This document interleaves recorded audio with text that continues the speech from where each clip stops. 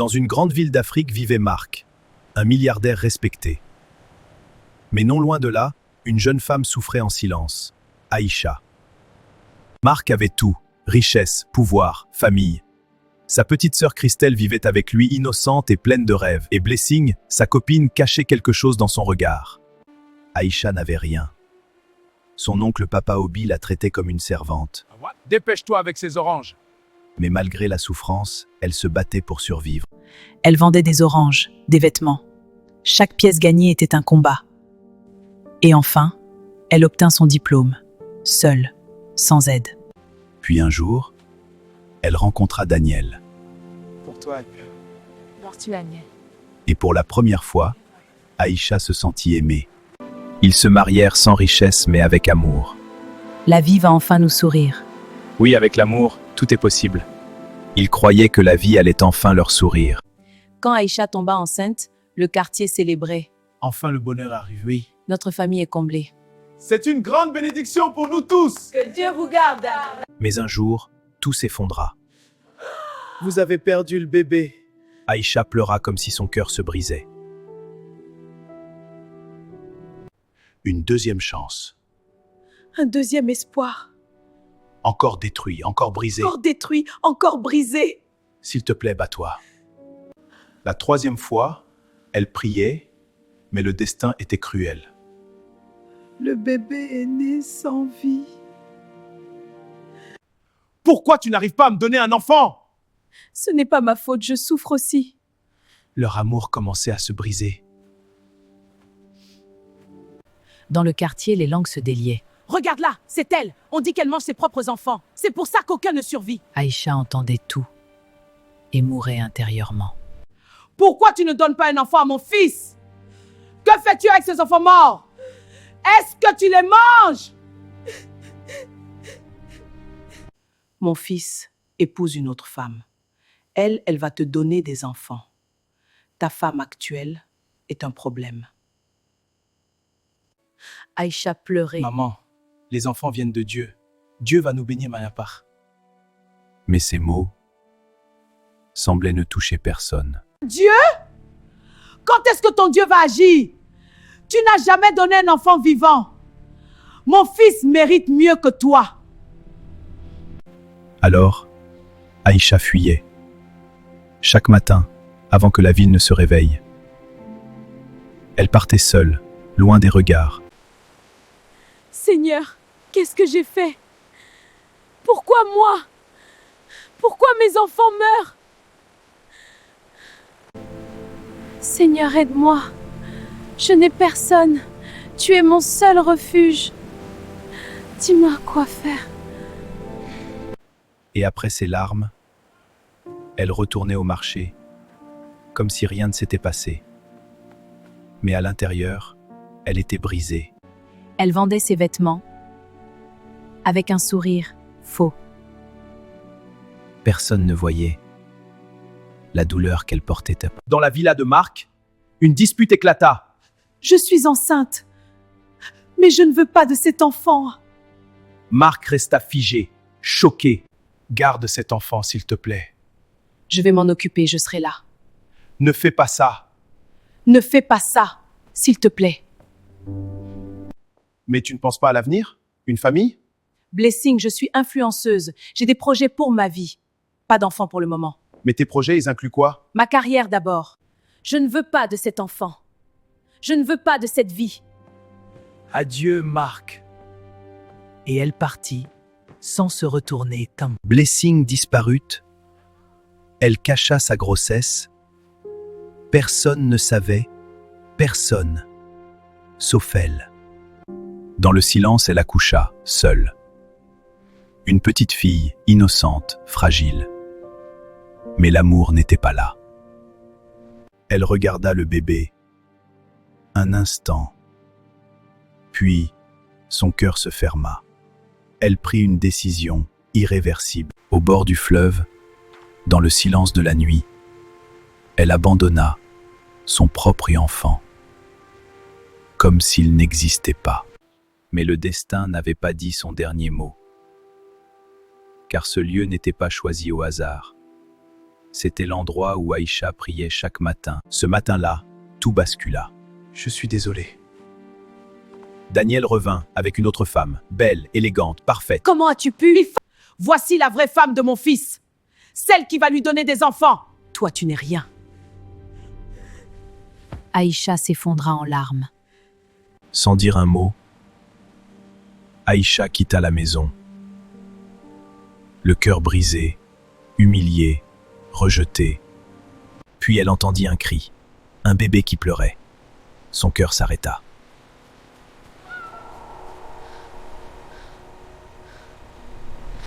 Elle suivit le son et découvrit un bébé. Sale, fragile. Ses larmes coulèrent encore. Dois-je te laisser? Ou te sauver? Non. Je ne t'abandonnerai jamais. Elle rentra avec le bébé. Daniel la regarda choqué. C'est qui ça? Je ne veux pas de ce bébé. Ce n'est pas mon enfant. Ramène-le là où tu l'as trouvé. Mais où veux-tu que j'aille? Si tu refuses ce bébé, alors je pars avec lui. Je ne l'abandonnerai pas. Alors pars, toi et ce bébé. Sortez de ma maison. Et ainsi, Aïcha perdit tout compte. Elle marchait sans destination, sans maison, sans aide, avec seulement ce bébé. Finalement, elle retourna au marché. Sa petite boutique devint son refuge. C'est là qu'elle allait survivre. Toi et moi contre le monde. Je te protégerai au péril de ma vie. Tu es ma princesse. Je vais te donner le plus beau nom. Chaque jour, elle se battait pour nourrir son enfant. Même en travaillant, elle ne la quittait jamais. Et un jour, le bébé sourit et tout changea. Les nuits étaient longues, mais elle ne se plaignait jamais. Le lendemain matin, la mère de Daniel arriva furieuse. Où est cette femme? Où est cette femme stérile? Celle qui ne donne pas d'enfant? Je veux qu'elle sorte d'ici. Maman, elle est partie. Je l'ai déjà chassée. Elle ne vit plus ici. Ah, voilà mon fils. Tu as enfin compris, oui. Je suis fière de toi. Les jours passaient et elle grandissait. Ses rires étaient la seule richesse d'Aïcha. Personne ne te fera du mal. Jamais. Ses premiers pas étaient une victoire. À 1 an, elle ne quittait jamais sa mère. La fatigue, mais elle continuait. Je t'aime plus que ma vie. Elle travaillait sans relâche. Elle apprenait en regardant le monde. Elle devenait forte comme sa mère. À 2 ans, elle était déjà pleine de vie. Même dans la pauvreté, le bonheur existait. Elle ne la quittait jamais des yeux. Je vais réussir pour toi. À 3 ans, Elle était magnifique. Aïcha lui donnait une éducation. Tu es ma fierté. Rien ne pourra nous séparer. Mais le destin approchait et leur vie allait changer. Cette femme-là, elle va te donner des enfants. Une vraie femme. Bientôt, je vais tenir mes petits-enfants fins. Mais au fond de lui, Daniel n'était pas en paix. Quelque chose le dérangeait. Les souvenirs d'Aïcha revenaient encore et encore. Ses larmes, sa douleur. La nouvelle femme observait tout. Silencieuse mais attentive.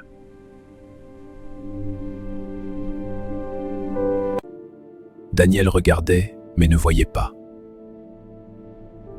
Son cœur n'était plus là.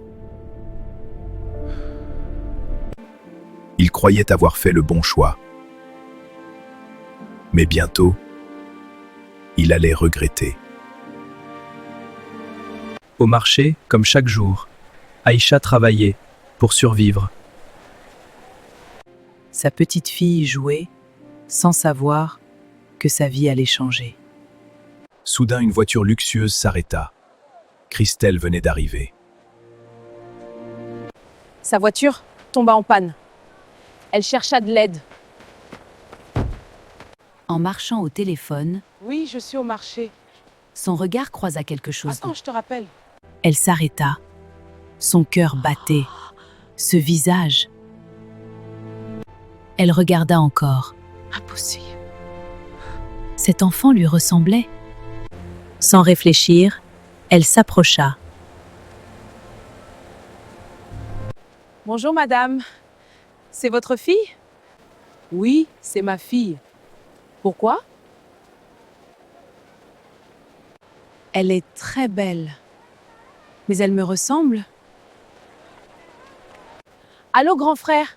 Viens vite. Tu dois voir ça. Je te jure, cet enfant me ressemble trop.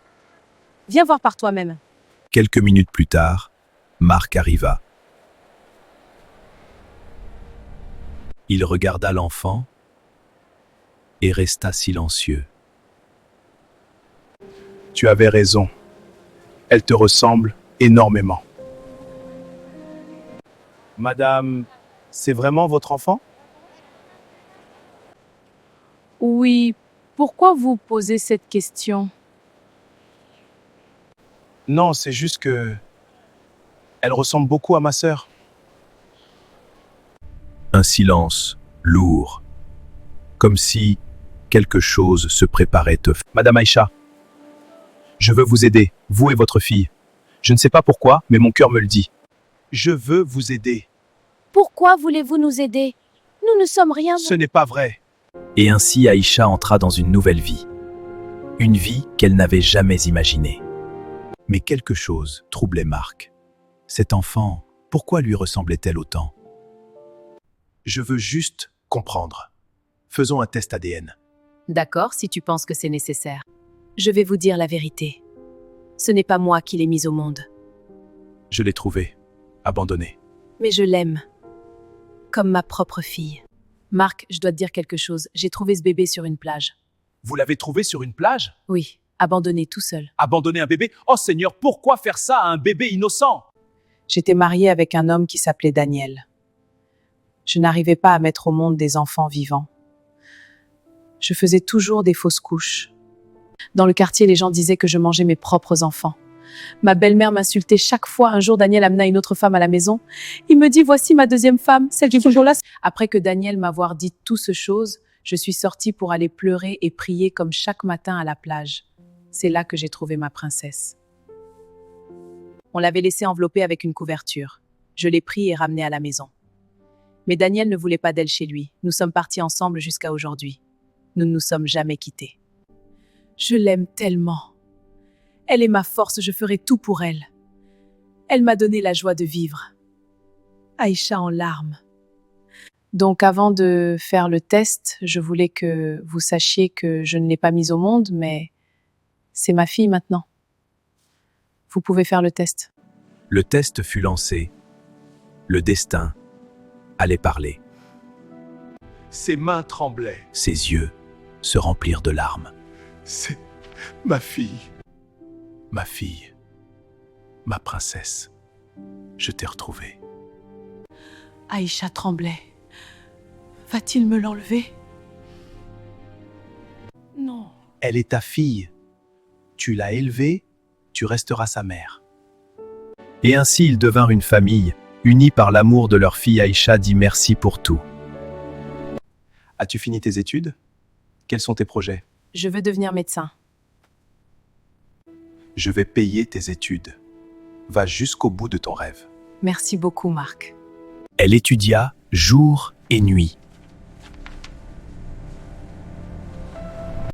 Et elle réussit. Elle devint médecin. Et entre eux, l'amour naissait. Je suis tombé amoureux de toi. Moi aussi, je commence à t'aimer. Et ils se marièrent. dans la joie et l'amour. Aïcha n'était plus la même. Elle était devenue forte, riche, respectée. Pendant ce temps, Daniel pleurait. Il avait tout perdu. La femme qu'il avait choisie le quitta avec tout. Celle qu'on méprisait, Est devenue reine. et celui qui l'a rejetée a tout perdu. Ne méprise jamais quelqu'un dans la souffrance. Car demain, il peut briller plus que toi. Blessing rêvait de devenir célèbre, influenceuse.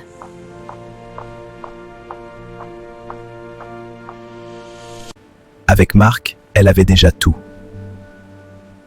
Mais ce n'était pas assez.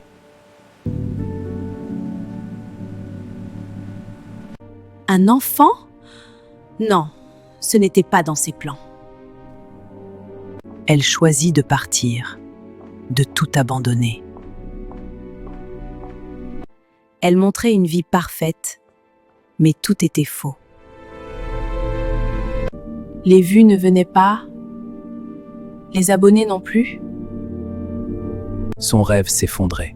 l'argent disparaissait. La réalité arrivait. Elle avait tout perdu. Finalement, elle se retrouva au marché à vendre de la nourriture. Personne ne la regardait. Personne ne la reconnaissait. Et un jour, les regrets arrivèrent. Elle repensa à ce bébé qu'elle avait abandonné. Qu'est-ce que j'ai fait? Pourquoi? Un jour, Blessing prit une décision, retourner vers Marc. Elle regrettait tout, son choix, son passé. Elle arriva devant la villa. Le cœur lourd. Dois-je entrer? Va-t-il me pardonner? Finalement, elle entra. Et là, son cœur s'arrêta.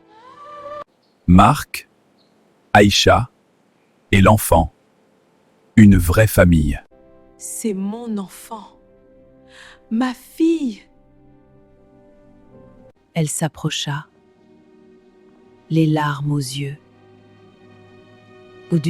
Marc, pardonne-moi. Qu'est-ce que tu veux? Je t'en supplie. Je ne peux pas. C'est fini, Blessing. Tu es parti. Tu as abandonné ton enfant. Sors de ma vie et ne reviens jamais. Tout était fini. Elle avait tout perdu, Elle repartit seule. avec ses regrets.